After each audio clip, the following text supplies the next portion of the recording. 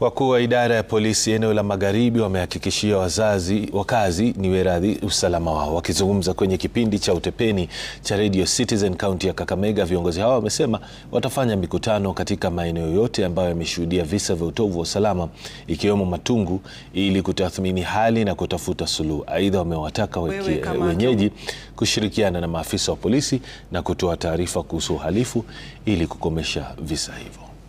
Wewe kama kiongozi wa kaunti utusaidie kuelewa ni mpango gani kama kaunti mmeweka kwa ajili ya kuhakikisha kwamba vijana wanapata ajira.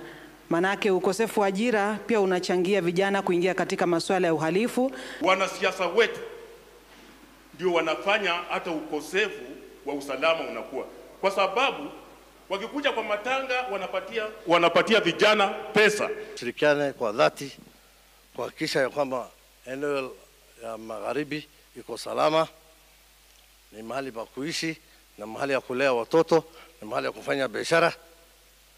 Tuchague amani na tuachane na uhalifu. Hata ukiwa viongozi, mimi naongelesha pia viongozi wanapoteza vijana. Kila mtu ako na kikundi ya 100 ananunulia changaa, alafu watu wanakuwa wazimu. Tutaanza kutembea sehemu mbalimbali katika mkoa huu, kuwa pamoja na wananchi, kuwa pamoja na vijana, kuwa pamoja na wazee, tuelewane mahali tunaweza shirikiana pamoja kwa mambo ya usalama.